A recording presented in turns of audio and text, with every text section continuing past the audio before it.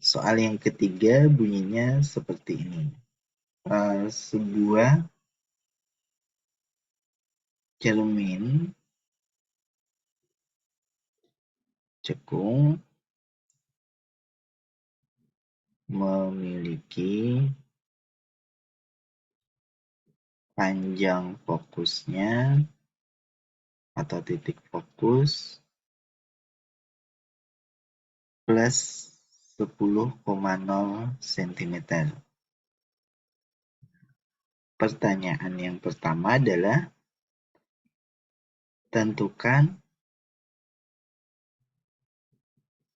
posisi dan jelaskan gambar atau bayangan dari benda yang berada 25,0 cm.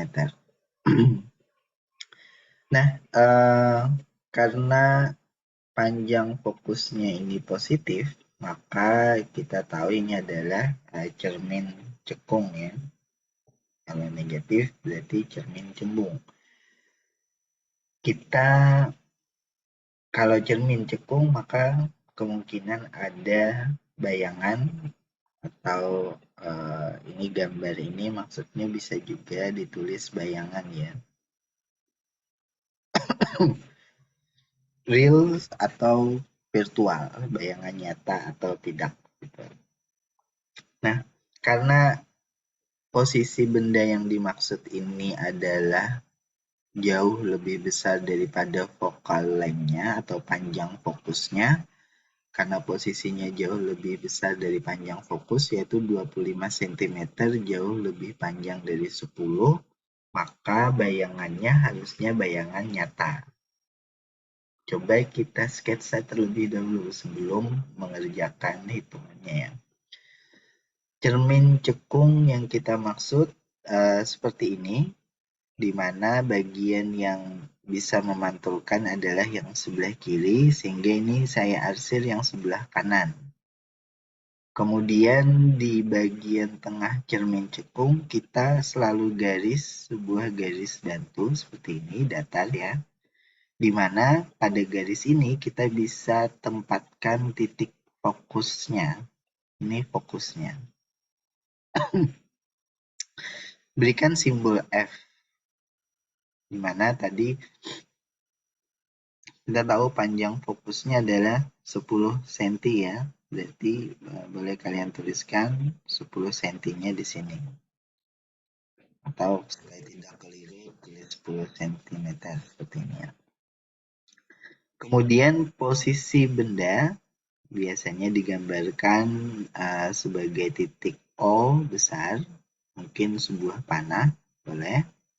Ini ada di sini, di mana sekarang posisi benda terhadap cermin cekungnya ini itu di jarak 25 cm. Nah, ini situasi yang terjadi pada soal. Nah, kita bisa gunakan beberapa teknik untuk menggambar bayangan dari benda ini. Nah, yang pertama kita gambar garis bantu ya untuk benda ini. Misal warna biru. Jadi kita ambil satu garis sejajar mengenai cermin cekung, kemudian dia memantul dan harus menembus titik fokus. Ini adalah garis bantu yang pertama.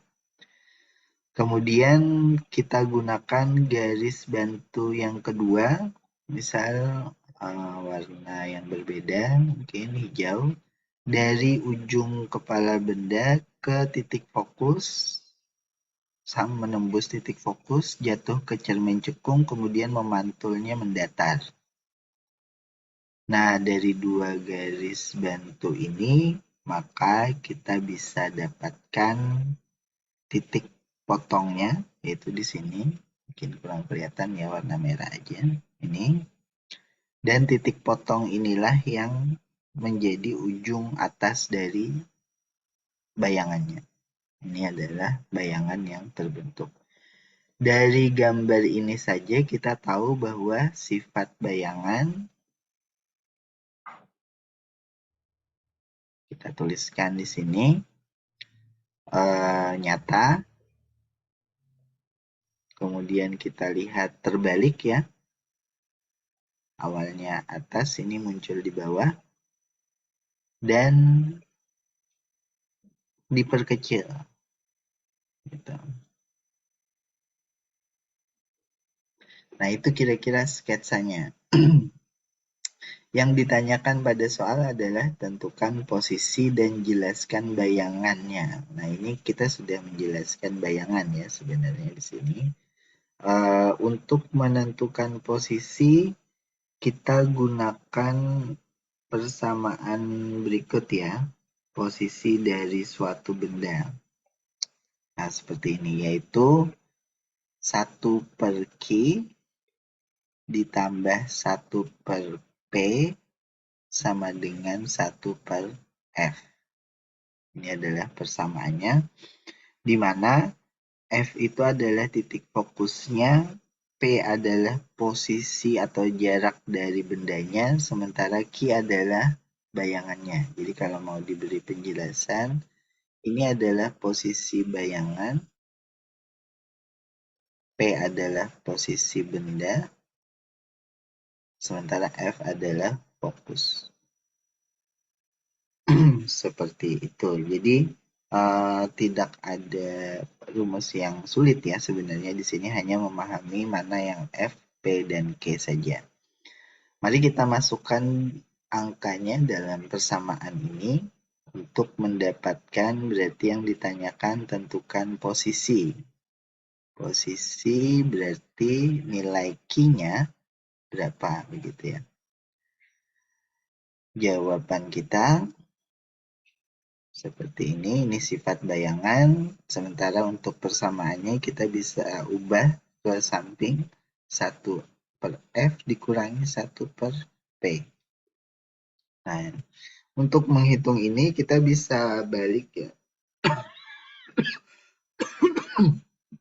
dengan cara semuanya dibalik. Dan kita bisa sederhanakan setelah dibalik, yaitu Q sama dengan F dikali P dibagi P dikurangi F. F-nya adalah 10, dikali P-nya adalah 25, dibagi 25, dikurangi 10.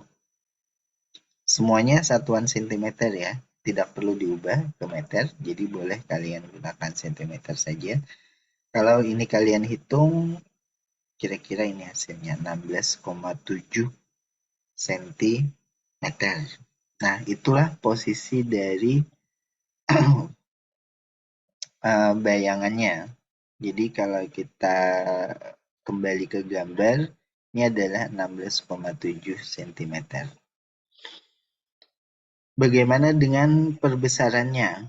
Nah, perbesaran itu bisa kita gunakan rumus yang seperti ini, yaitu M sama dengan minus nilai Q dibagi nilai P. Sehingga dari Q yang sudah didapat, kita bisa hitung perbesarannya, yaitu minus Q dibagi P minus 16,7 dibagi dengan P-nya adalah 25. Ini minus 0,667. Ini perbesaran. Berarti dari perbesaran ini kita tahu dia lebih kecil ya. Karena 0,6 dari wujud aslinya. Jadi bayangannya diperkecil. Nih, dari kesimpulan kita yang pertama, benar ya, diperkecil. Dari perbesaran ini kita lihat pula negatif. Negatif ini artinya gambarnya terbalik. Benar ya? Kesimpulannya terbalik begitu. Dan karena nilai Q-nya positif, maka kita tahu bayangannya nyata. Nah, ini memverifikasi kesimpulan kita yang pertama. Nah, kira-kira seperti itu untuk penjelasan jawaban yang A. Kita break sejenak sebelum lanjut pertanyaan berikutnya.